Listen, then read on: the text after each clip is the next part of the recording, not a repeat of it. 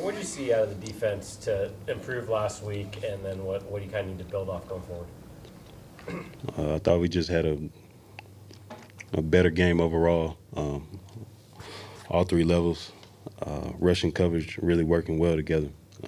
So I think that made the difference for us. What was something that stood out to you on film when you watched it back that was like, okay, we were better here, we did this the way we need to be doing things? Rushing coverage. Yes, sir. Specifically the guys up front, going into that game, people might think Al Woods is out there, they could be in trouble. It seemed like all the rest of those guys stepped up, played really well.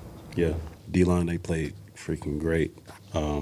We kind of changed some things up technique-wise for them, allowed them to be a little bit more free, and I think that paid off for them and us. How did that help you, do you think, or you got the linebackers, the way they're dealing?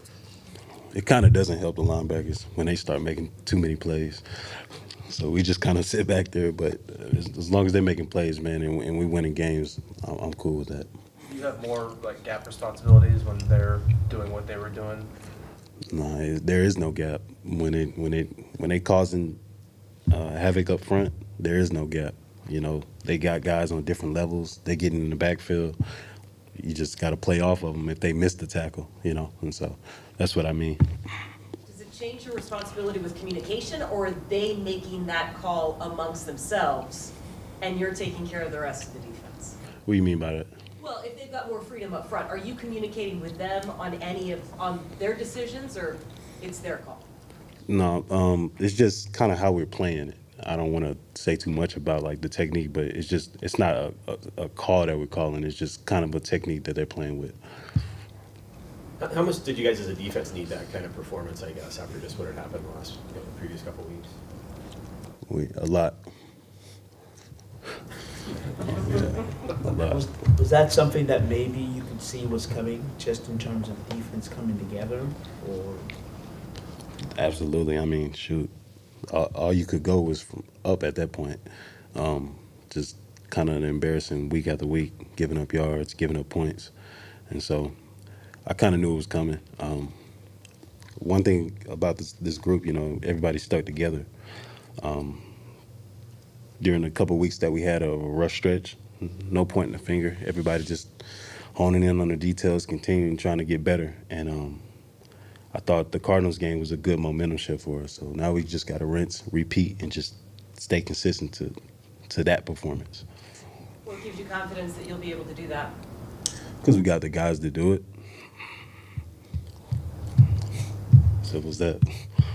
What challenges does the Chargers bring? They have a number of weapons, Eckler, Keenan Allen, and so forth. I know they've got some guys banged up too, but with Justin Herbert in that group, what challenges will they present to you guys this weekend? They got playmakers, just like every other team in this league.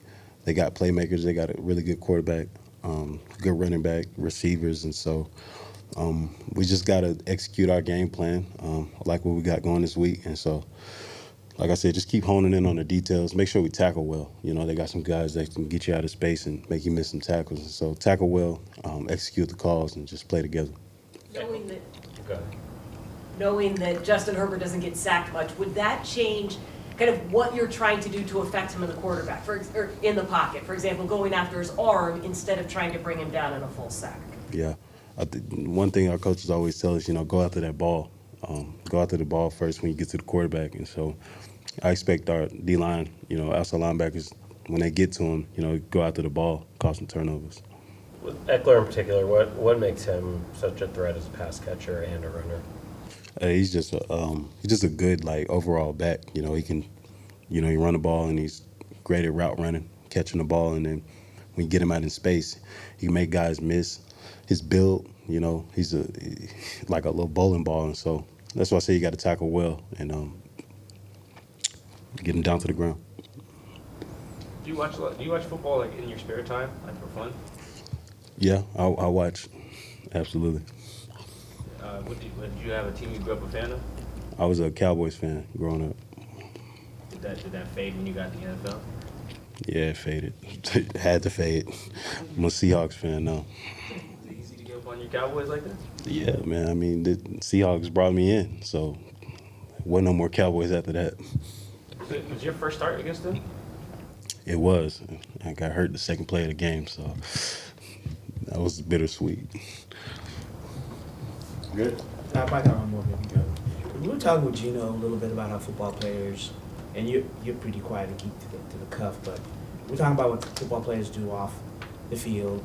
And is there anything that you do, like philanthropically or foundation that you do that you want to share with us that you don't usually talk about?